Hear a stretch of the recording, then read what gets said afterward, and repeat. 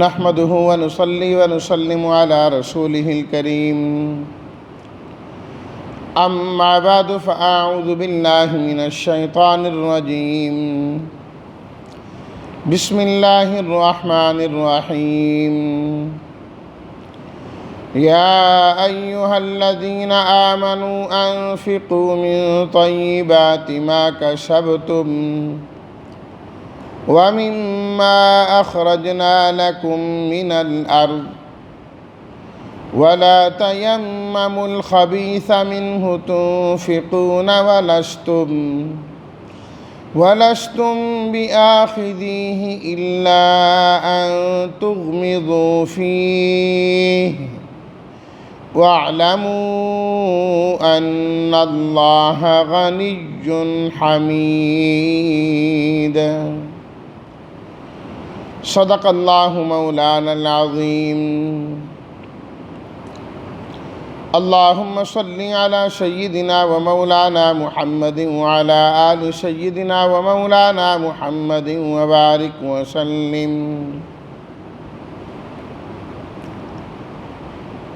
یا ایھا الذین آمنوا، اے وہ لوگو جو ایمان لائے، انفقوا تم خرچ کرو، طیبات عمدہ چیزیں اور پسندیدہ چیزیں، کسبتم جو تم نے کمائی کی، جو تم نے کمایا،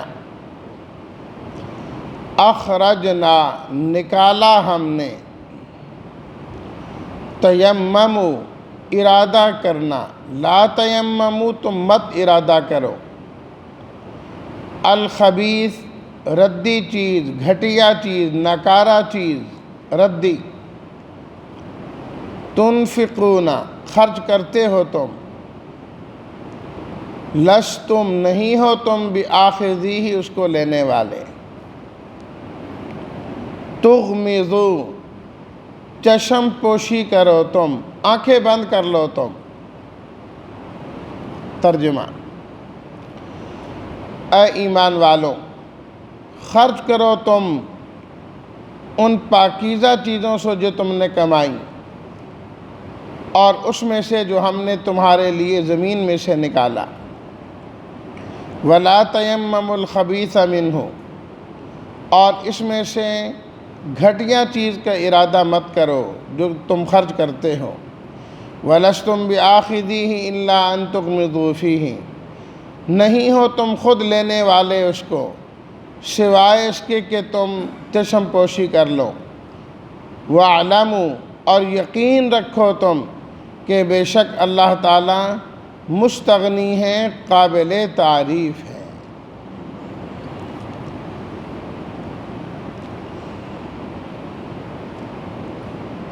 یہ آیت بھی انفاق فی سبیل اللہ کے متعلق ہے،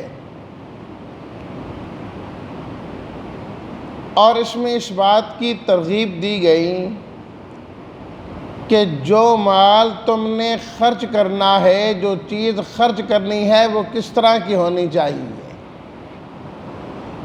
یا یوں کہیے کہ اللہ نے جو قبول کرنی ہے وہ کس طرح کی چیز قبول کرنی ہے۔ اس کے لیے اس آیت میں اللہ تعالیٰ نے فرمایا یا ایھا الذین آمنوا انفقوا من طیبات ما کسبتم۔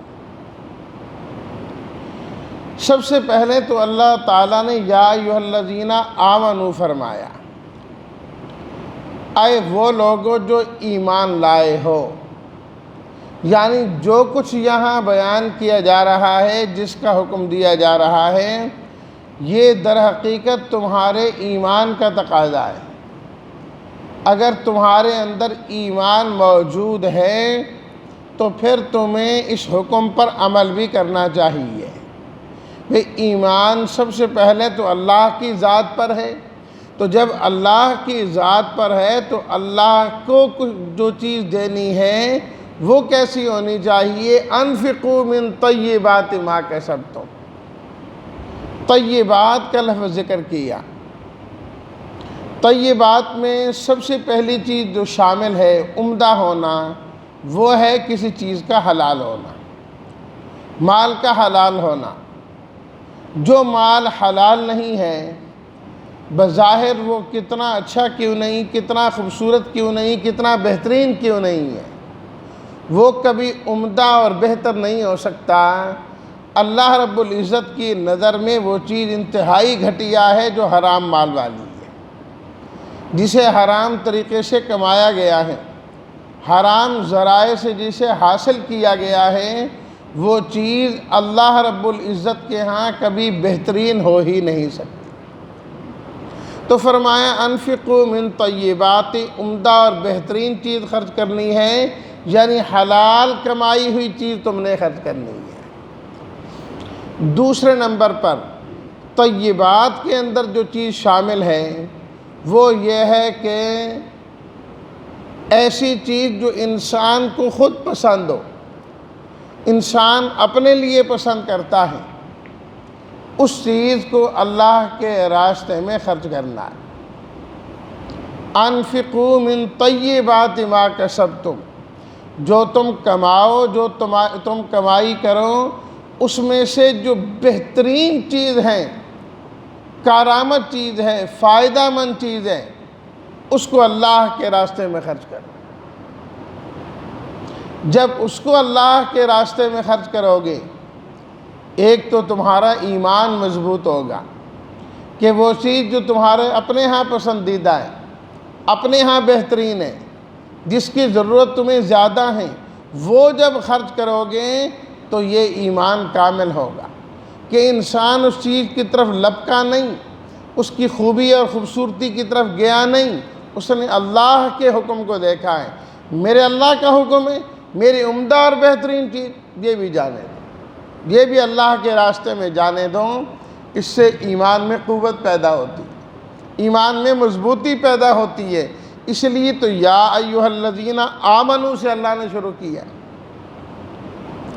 اور دوسری چیز یہ ہے کہ اللہ کی طرف سے اس پر ثواب بھی اسی طریقے سے عطا کیا جاتا ہے، ثواب بھی اسی طریقے سے عطا کیا جاتا ہے کہ اس انسان نے اپنی سب سے بہترین چیز اللہ کے راستے میں خرچ کی۔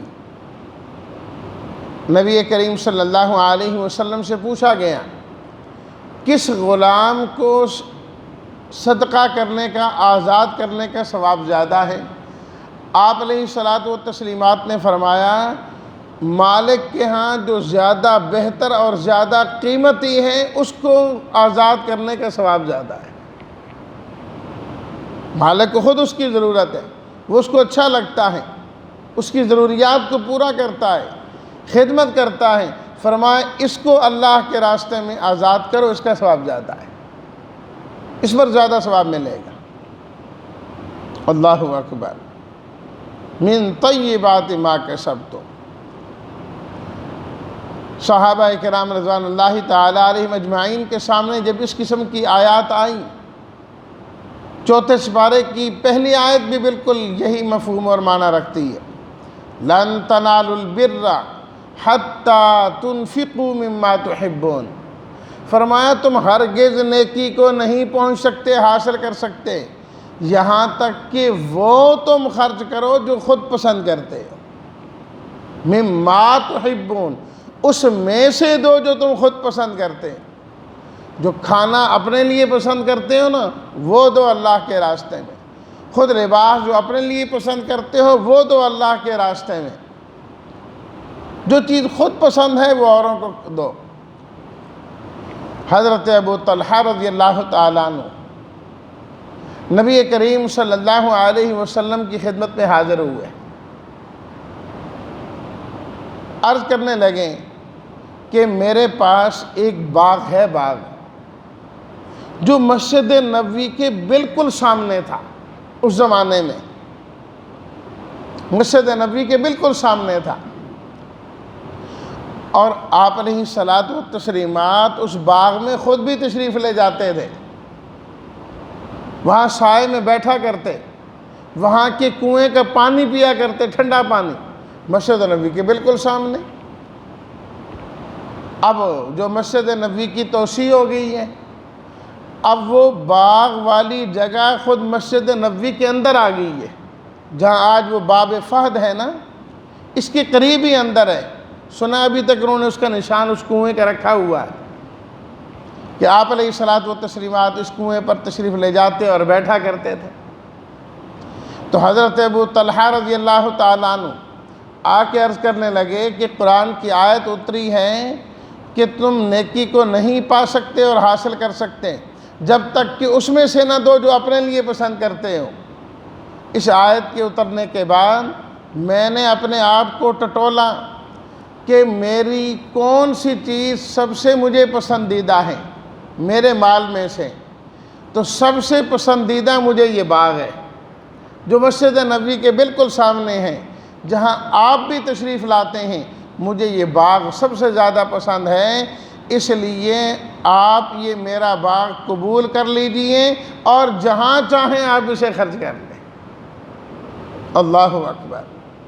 یہ ہوئی نا بات کہ پورا باغ ہی دے دیا کہ مجھے پسند جو یہ تھا، اور اللہ نے تو ہماری پسندیدہ چیز مانگی ہے، لہٰذا میں سارا باغ دیتا ہوں۔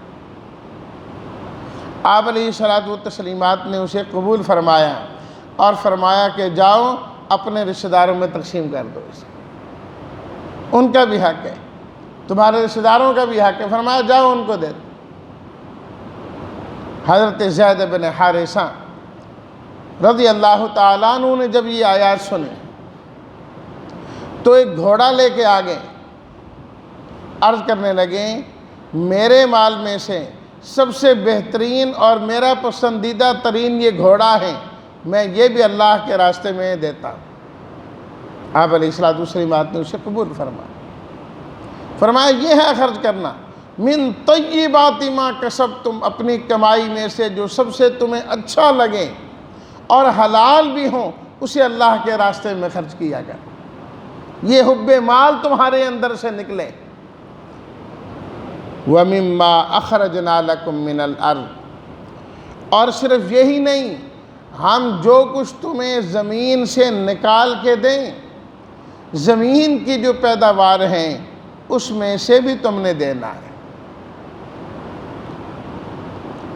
زکوٰۃ کے متعلق تو احادیث میں نصاب متعین کر دیا گیا ہے، لیکن زمین سے جو کچھ نکلیں اس کے بارے میں اللہ تعالیٰ نے کوئی نصاب متعین نہیں فرمایا۔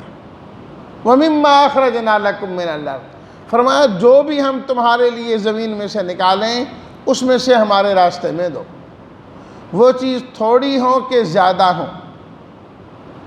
زمین کی پیداوار سے دینا ہے، جسے عام طور پر ہمارے ہاں عشر کہا جاتا ہے۔ عشر کہا جاتا ہے 10واں حصہ یا 20واں حصہ، وہ اسلام نے اس کی وضاحت کر دی کہ اگر آسمانی پانی ہے، بارش سے ہی سب کچھ ہوا ہے، آپ کو خود نہیں کچھ کرنا پڑا، تو جو پیداوار زمین سے ہوئی ہے اس کا 10واں حصہ اللہ کے راستے میں دے دینا ہے۔ اور اگر آپ کو پانی خود لگانا پڑا ہے، آپ نے خود محنت کی ہے، بارشی پانی نہیں ہے، تو پھر فرمایا 20واں حصہ اس کے اندر کمی کر دے گا، جو کچھ نکلا ہے اس میں سے دیتے۔ جس طرح عام طور پر انسان کے پاس سونا چاندی ایسی چیزیں اس میں سے دیا جاتا ہے، مال تجارت جسے کہتے ہیں، تو زمین کا جو ہے وہ عشر دینا ہے، عشر دینا ہے۔ تو وہاں پر بھی یہی بات کہ جو پھل نکلے ہیں اللہ تعالیٰ نے دیے ہیں، اس میں سے جو سب سے بہترین سب سے عمدہ ہے نا، وہ اللہ کے راستے میں دیں، وہ اللہ کے راستے میں دیں۔ یہ نہیں کہ سب سے گھٹیا اور جو کمزور ہیں ناکارہ ہیں وہ اٹھا کے اللہ کے راستے میں یہ عشر نکالنا ہے یہ وہاں دے دیا جائے۔ پھر اللہ نے اسی چیز کو ذرا دوسرے انداز میں بیان کیا، وَلَا تَيَمَّمُوا الْخَبِيثَ مِنْهُ تُنْفِقُونَ، فرمایا کہ خرچ کرتے ہوئے ردی کا ارادہ بھی نہ کرنا، دینا تو دور کی بات ہے۔ تیمم اس کا لفظی معنی ہوتا ہے ارادہ کرنا، قصد کرنا۔ پانی نہ ہو تو تیمم کرتا ہے نا آدمی، تو اس کے اندر کہ پاک مٹی کا ارادہ کرتا ہے، نیت کر کے 2 ضربیں لگاتا ہے، ایک چہرے پر اور ایک ہاتھ پر، تو اس کے اندر بھی ارادہ لازم ہوتا ہے اور شرط ہوتا ہے، بغیر نیت کے تیمم نہیں ہوتا۔ بغیر نیت کے تیمم نہیں ہوتا، تیمم کے لیے نیت لازم ہے۔ تو ولا تیمموا، فرمایا مت ارادہ کرو، الخبیث کا لفظ اللہ تعالیٰ نے استعمال کیا، ناکارہ چیز، نکمی چیز، ردی چیز، کمزور چیز، تنفقون، اسے دینے کا ارادہ بھی نہ کرو۔ کیوں؟ وَلَسْتُمْ بِآخِذِهِ، اگر تمہیں اس طرح کی کوئی چیز دیں تو کیا تم لینا گوارا کرو گے، پسند کرو گے اپنے لیے؟ جب تم اپنے لیے پسند نہیں کرتے ویسے چپ ہو جاؤ، الا ان تغمضوا فیہ، تو الگ بات ہے دل سے تم کبھی اس کو پسند نہیں کرتے۔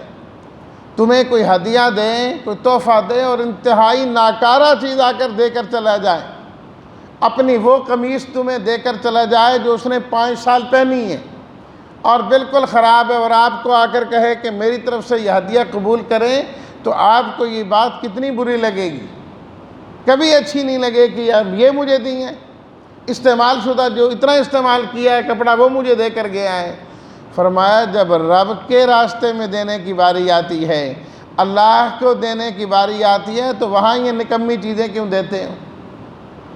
ہم نے یہ بات دیکھی ہے خود، جس طرح آج سیلاب متاثرین کے لیے پورے ملک میں جو ہے نا امدادی سرگرمیاں جاری ہیں، سب لوگ اپنی طرف سے کر رہے ہیں، بدگمانی تو میں نہیں کرتا، لیکن ہم نے اس بات کو دیکھا ہے، تجربہ کیا ہے۔ اب بھی، اور جب زلزلہ آیا اس وقت ہم نے خود جو ہے نا خدمت کے یہ کام سر انجام دیے ہیں۔